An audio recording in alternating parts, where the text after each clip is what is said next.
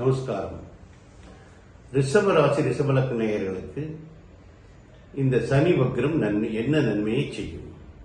ரிஷபராசிக்கு 9-10 கூடிய இடமாகிய சனி தன் பின்னோக்கி நகர்வை பாக்கியஸ்தானத்திற்கு நோக்கி நகர்கிறார். ஆனால் பாக்கியஸ்தானத்திற்கு நுழைய மாட்டார். அந்த கும்பத்திலேயே தான் ஆட்சி பெற்று அமர்ந்திருப்பார்.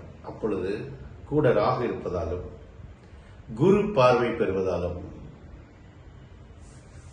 ரிஷபராசி நேயர்களுக்கு தர்ம கர்மாதிபதியாகிய சனி முழுமையாக ஆட்சி ஸ்தானத்தில் மூல திரிகோணம் பெறுவதாலும் குரு பார்வை பெறுவதாலும் அற்புதங்களை நிகழக்கூடிய நேரம் இது. ரிஷபராசி நேயர்களுக்கு சனி வக்ரம் மிகப்பெரிய நன்மையை செய்துவிடும். ராசிநாதன் சுக்கிரனுடைய வலுவிழந்த காலங்களிலே தொந்தரவு செய்யும் பொழுது நல்ல நிலங்களில் சுக்கிரன் இருக்கும் பொழுது ரிஷபராசினியர்களுக்கு நன்மை செய்யும்.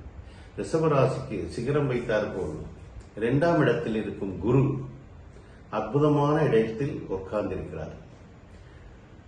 ராசிக்கு 10ஆம் இடத்தை குரு பார்வை செய்கிறார். பார்வை செய்யும் பொழுது ரிஷபராசினியர்களுக்கு தொழில் ரீதியான மிகப்பெரிய வெற்றி அடைய செய்வார். பெரும் தன வருவாயை அடைய செய்வார். மொத்தத்தில் ரிஷபராசி நேயர்கள் மிக அற்புதமாக பலன்களை அடைவர்.